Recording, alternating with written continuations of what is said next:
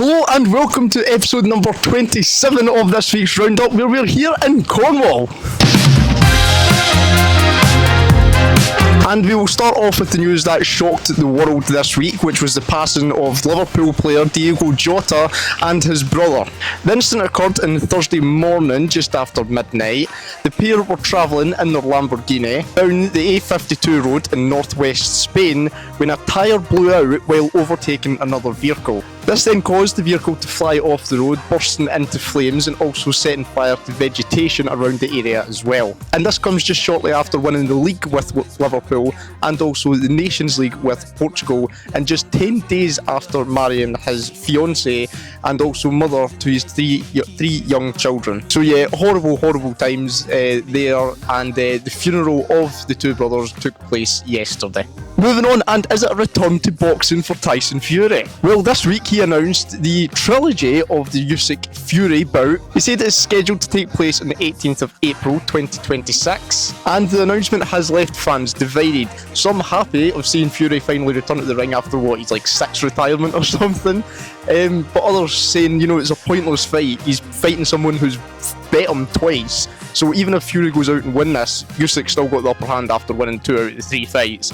And obviously everybody's wanting the Fury AJ fight, so it's left people divided. Let me know down in the comments below what you think.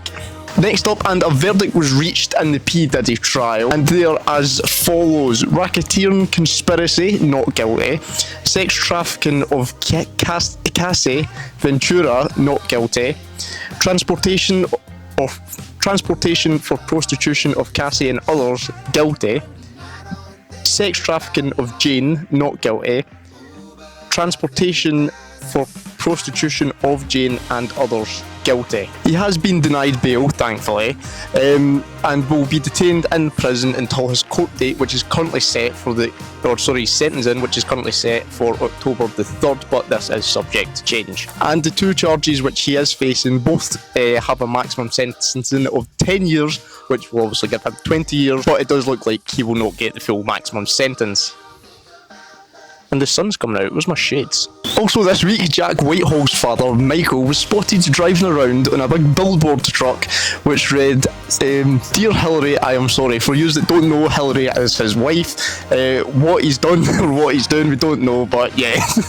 And has Japan disappeared? Is it still there? Well, it looks like it's still there, but you may be asking, what the fuck are you talking about, Tyler? Well, yesterday, a lot of people feared that Japan was going to go underwater. Now, this is because some feared that a manga artist's mega earthquake prediction could come true. Now, earthquake precautions were put into place, but they weren't needed and nothing ever came of it. But, maybe they got it wrong a few days. That makes me sound like I want Japan to go underwater and be an earthquake. I don't. It's just... And is it actually going to start raining? It's spitting. We'll try and keep going.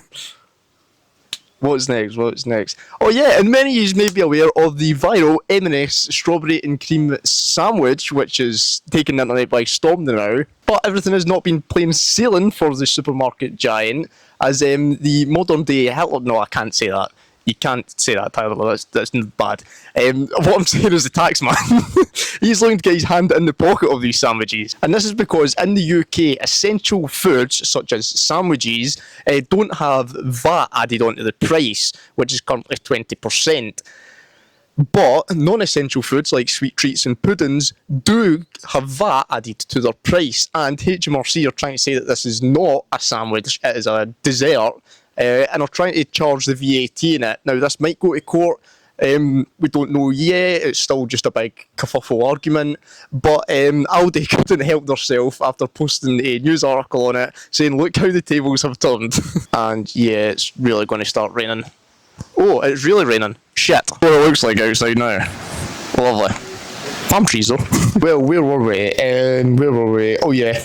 I'll do. And then F1 is here in the UK this week at the Silverstone circuit. Two of the home drivers, Norris and Hamilton, topped the first practice session, and it did look like Hamilton, it did look like Ferrari were going to be McLaren's closest competitors this weekend. And that was until qualifying, where Super Max Verstappen managed to put in an incredible lap right at the end of qualifying, putting his car on pole position, followed by the McLaren of... Oh my god, I've actually forgot. I've just put the two McLarens in the script. I believe it's Piastri, then Norris. And then splitting the two McLarens and the two Ferraris is the Mercedes of George Russell. Yuki Tsunoda will line up 12th on the grid, and Kimi Antonelli has a 3-place grid penalty after his collision with Verstappen last weekend. And Ollie Bearman has been given a 10-place grid penalty, along with 4 points on his super licence after crashing in the pit entry. But obviously, the news of F1 was dominated this week by the Verstappen to Mercedes move. Please, Max, anywhere bar Mercedes, I beg. Yeah, everything seems to have settled down now with the racing taking place, but yeah, I just hope he doesn't go. And the Women's Euro 2025 tournament started last night, with Wales and England both being beaten in their opening games.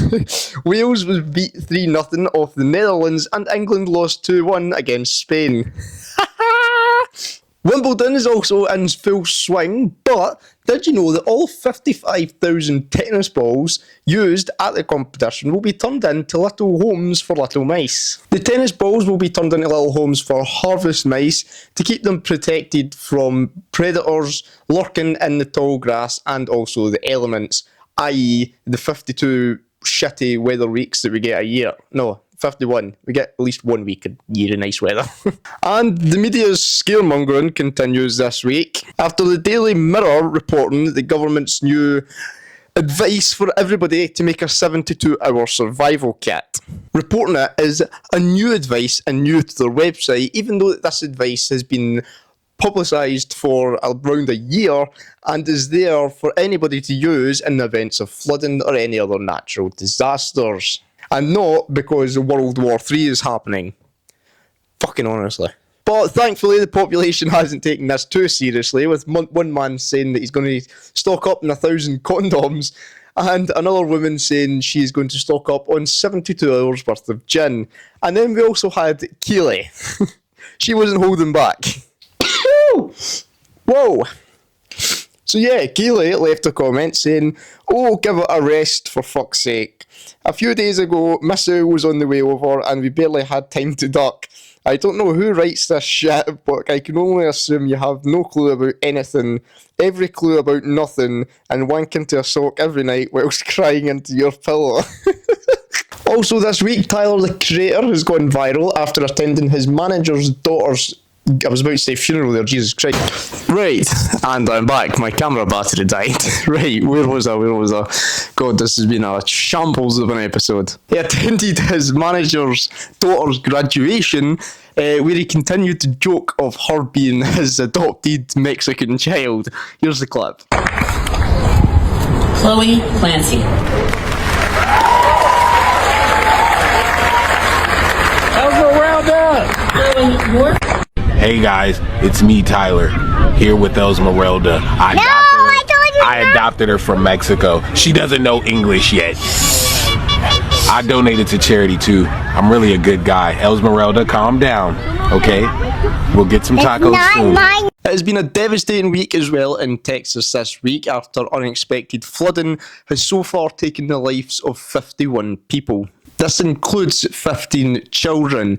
The number of people missing is still unknown, although 27 young girls are still missing after attending a summer camp on the banks of the Guadalupe River. The river burst its banks, tearing through homes and properties, and also rising 26 feet. It's been a big week for music this week after Glastonbury wrapping up last week.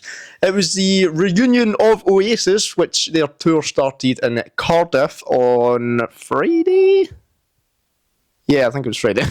And Ozzy Osbourne joined Black Sabbath for the band's last ever performance at Villa Park. And last but not least, we have two new parties joining the world of politics, because that's exactly what we need right now. With Elon Musk announcing he will be starting up his own political party over in America called the American Party. He put a lot of thought into that one. And over here in the UK, Zara Sultana has quit the Labour Party and said she will be starting up her own political party alongside Jeremy Corbyn. It's still raining. I was going to do the outro outside, But that is all for this week. I hope you have enjoyed it. It's been a bit of a shorter episode, but I mean, I'm on holiday. Give me a break. I'm still giving you content. But yeah, I hope you have enjoyed. And you know what? Here is 2 clips of the week.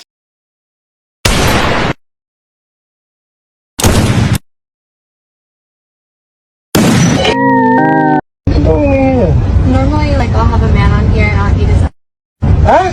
Yeah. You're not down for that? No way. I'm trying to eat your ass. Hey, who's that? Yours? Huh? Is that what you came? Yo! But as I said, that is all. Thank you very much for watching. I hope you have enjoyed. Don't forget to hit that like button, hit that subscribe button, and I will see you again next Sunday at 5 PM back in the usual set. Goodbye. I'm joined with pigeons. Can you see the pigeons? There's the pigeons. I like it when we